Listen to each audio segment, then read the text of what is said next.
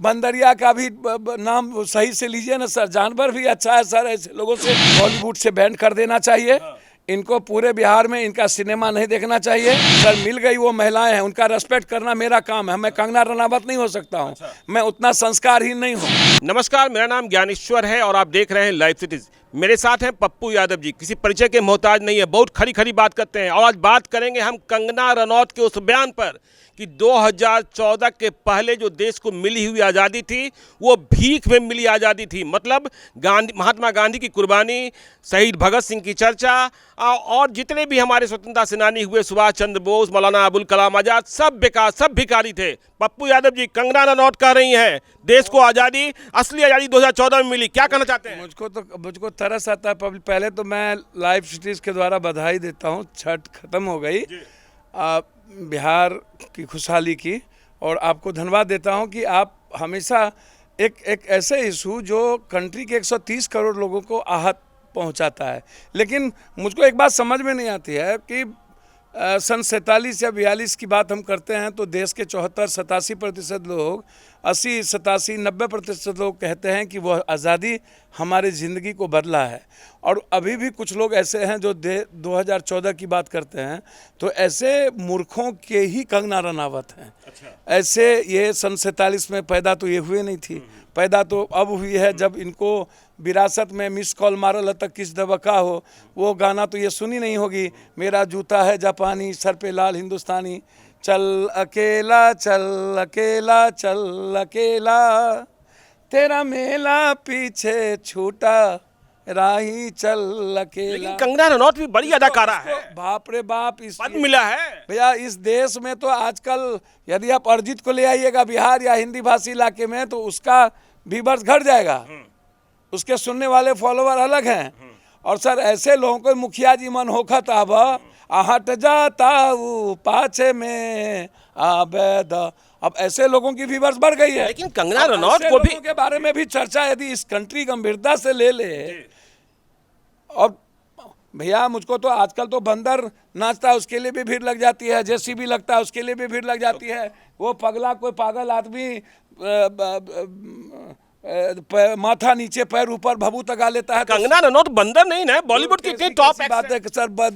बंदरिया का भी नाम सही से लीजिए ना सर। जानवर भी अच्छा है सर। ऐसे लोगों से जो नफरत को पैदा, अब ये इनको सर्टिफिकेट मिला हुआ है, प्रोटेक्शन मिला हुआ है। ये लगातार आप नहीं देख रहे हैं देश के डेमोक्रेसी के बारे में। अब ये लोग बात कर रहे हैं, ये इतनी पढ़ी लिखी है। कौन पढ़ी लिखी है? A+B² - रट्टू माल हो जाए और रिपोर्ट बन जाइए, उसको आप पढ़े लिखे लोग बोलेंगे। पढ़े लिखे लोग हैं बराक ओबामा, पढ़े लिखे लोग हैं मनमोहन सिंह, पढ़े लिखे लोग हैं। अब बात उसकी करिए ना। आप बात करना चाहते हैं तो नरसिंह की बात करिए। कंगना रनौत अंगूठा छाप थोड़े आप सुनील दत्त की बात करिए। बात करना चाहते हैं तो ऐसे ऐसे राज कपूर की बात करिए। आप आज बात करना चाहते हैं कंगना रनौत को पप्पू यादव का क्या जवाब है? सर बॉलीवुड तो आजकल बहस का मुद्दा ही नहीं है। आप सब कुछ देख रहे हैं वहाँ पर किस तरीके से परोसे जाते हैं। और बॉलीवुड में अब एक्टर्स को, एक्ट्रेस को किस प्लेटफॉर्म के द्वारा नाचने गाने का मौका मिलता है, कौन तय करेगा? आप कॉस्टिंग कवच के बारे में आप सुने हैं कि नहीं सुने हैं? तो उसके बारे में भी आप जानिए गए हैं। आप प्रोडक्शन जो प्रोड्यूसर है आप तो पप्पू जी, सीधा सवाल ये है कि 2014 के पहले 1947 के बाद हम गुलाम थे कंगना रनौत की तरह। इसकी हमको तो चाहिए, इनको बॉलीवुड से बैन कर देना चाहिए। इनको पूरे बिहार में इनका सिनेमा नहीं देखना चाहिए। कंगना रनावत जैसे लोगों के बारे में मेरी साफ है कि इसका विरोध। कंगना रनावत की तस्वीर आपके सामने आ जाए तो क्या करेंगे आप? हद हो गया। कंगना रनावत की तस्वीर मेरे सामने लाएगा कौन? काहे का लाएगा भैया? कंगना रनावत की आ जाए तो मुझको लगता है कि लाने वाले की खैर नहीं होगी। अच्छा भैया, आप समझ रहे हैं कि आप भगत सिंह के बारे में, आप बिस्मिल के बारे में, अशफाकुल्ला के बारे में, शुक्ला के बारे में आप समझ रहे हैं कि जिस कंट्री में हमारे कंगना रनावत मिल गई सामने तो हमारे पंडित चंद्रशेखर आजाद सर मिल गई वो महिलाएं हैं, उनका रेस्पेक्ट करना मेरा काम है। मैं कंगना रनावत नहीं हो सकता हूँ। मैं उतना संस्कारहीन नहीं हूँ। मेरी संस्कार, हमारे माँ बाप ने, हमारे देश ने हमको संस्कार दिया, महिलाओं को रेस्पेक्ट। लेकिन आपने बंदरिया कर दिया सर। मुझको समझ में नहीं आता है कि ये जो नाचने गाने वाले लोग हैं इनको प्रोफेशन तक ही और एंजॉय करने तक ही रहना चाहिए। मेरे इसको समझिए, ऐसे लोग, अच्छा, ऐसे लोग जिनका समाज में, संविधान में, लोकतंत्र में कोई दिलचस्पी नहीं है। तो मतलब आप कहना चाह रहे हैं कि मुंह पर टेप साट ले, या आप टेप साट देंगे? भैया हम काहे का टेप साट, लोकतंत्र में सबको आज़ादी है, काहे का टेप साटे, लेकिन विरोध करने की आज़ादी भी तो हिंदुस्तान में होगी ना। तो सैया भेल कोतवाल, अब डर काहे का, जब मोदी जी और अमित शाह जी से सीखेंगे नफरत का पाठ और पूरा प्रोटेक्शन मिलेगा, पूरा का पूरा Z+ मिल जाएगा, तो उस Z+ के आड़ में जिसको मन गाली देना, तो हमाम में ये सब लोग नंगे हैं, हर डाल पर उल्लू बैठा, अंजामे गुलिस्ता क्या होगा। तो इसे तो पद्मश्री मिला हुआ है। मुझको समझ में नहीं आता है कि सर बड़ों के बाप कनियों के बातचीत भी मेरी, पट भी मेरी। सर थानेदार और कोतवाल जब हमरे हुए हैं तो सर हम पद्मश्री दे दें, चाहे दुनिया का कुछ हो दे दें। सर कोई कैरेक्टर बचा है। आप भी गांव में दशहरा महोत्सव कराते हैं, तो बॉलीवुड के एक्ट्रेस को बुलाते हैं, एक्टर को बुलाते हैं, कभी आप सोच सकते हैं कंगना रनौत को बुला लेंगे? सर देखिए, बुलाना अलग बात है, क्योंकि हो सकता है कल कंगना रनावत आ जाए, लेकिन इस कैरेक्टर वाले लोग जो कंट्री के आज़ादी पर, भगत सिंह पर, चंद्रशेखर आज़ाद पर, बिस्मिल पर, जो पंडित शुक्ला पर, जो गांधी के थॉट पर, जो पटेल पर, नेहरू पर, जो उस आइडेंटिटी जिसने देश में कुर्बानी दी है।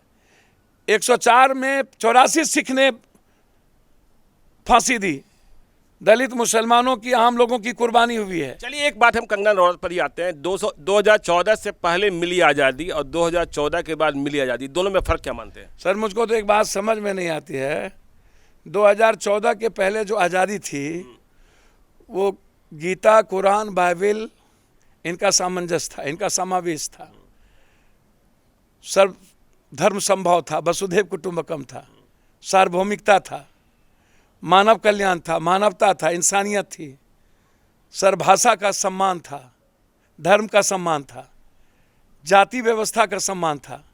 सब हम 2014 के बाद भाषा टूट गई, देश अलग अलग, देश अलग अलग सर असम और मणिपुर अलग अलग, मतलब साउथ और हिंदी अलग अलग। अच्छा, गजब बात आप कर रहे हैं सर।